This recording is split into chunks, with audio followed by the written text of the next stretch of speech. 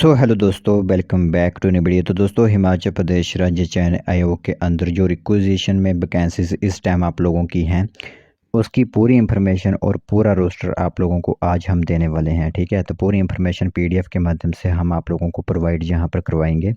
यानी कि इसमें हम आप लोगों को टोटल नंबर ऑफ पोस्ट जो 2000 प्लस पोस्ट यहाँ पर रिक्वेजिशन में फिलअप की जाएगी हिमाचल प्रदेश राज्य चयन आयोग के अंदर, और अपकमिंग वैकेंसी का दर्जा इस वैकेंसी को हम देंगे। तो इसके अंदर डिपार्टमेंट्स क्लियर किए जाएंगे आप लोगों के साथ। लगभग यहाँ पर 10 से ऊपर ही डिपार्टमेंट्स रहेंगी जिनमें कि रिक्वेजिशन जो होती है इन वैकेंसीज को मिल चुकी है, और अपकमिंग में यह वैकेंसी आप लोगों की हिमाचल प्रदेश राज्य चयन आयोग के माध्यम से फिलअप की जाएंगी। तो डिपार्टमेंट के साथ साथ उनमें कितनी पोस्ट फिलअप की जाएगी वो भी आप लोगों के लिए, जो भी रोस्टर होगा वो आप लोगों को यहाँ पर प्रोवाइड करवाया जाएगा।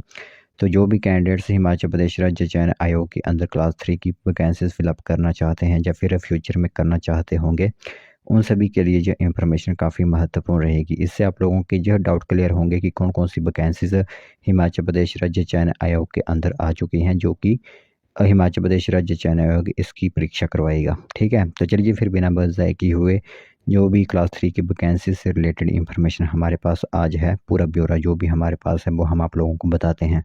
तो दोस्तों देख सकते हो यहाँ पर पीडीएफ आप लोगों के सामने इस टाइम दिख रही होगी। थोड़ी सी नोटिफिकेशन ब्लर है, लेकिन आप लोग वीडियो की क्वालिटी यहाँ पर हाई कर सकते हो, जिसके माध्यम से आप खुद भी इस इंफॉर्मेशन को पढ़ सकते हो। ठीक है, तो यहाँ पर जो ऊपर लिखा हुआ है आप लोगों के लिए डिपार्टमेंट वाइज डिटेल है रिक्वेजिशन की रिसीव्ड जो की हुई है हिमाचल प्रदेश राज्य चयन आयोग हमीरपुर ने।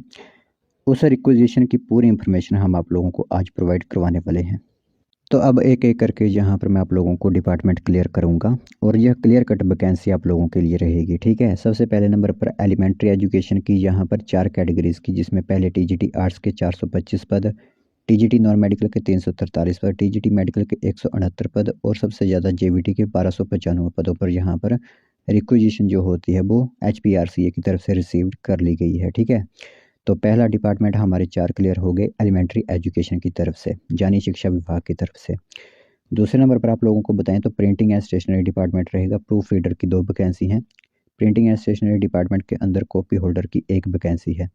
फिर प्रिंटिंग एंड स्टेशनरी डिपार्टमेंट के अंदर ही ऑफसेट ऑपरेटर, सेम ही डिपार्टमेंट फोटोटाइप सेटर ऑपरेटर की 5 वैकेंसी, प्लेट मेकर की 1 वैकेंसी, फ्लाई बॉय की 3 वैकेंसी, लिथो आर्टिस्ट की 1 वैकेंसी आप लोगों की इसी के अंदर रहेगी, यानी प्रिंटिंग एंड स्टेशनरी डिपार्टमेंट के अंदर।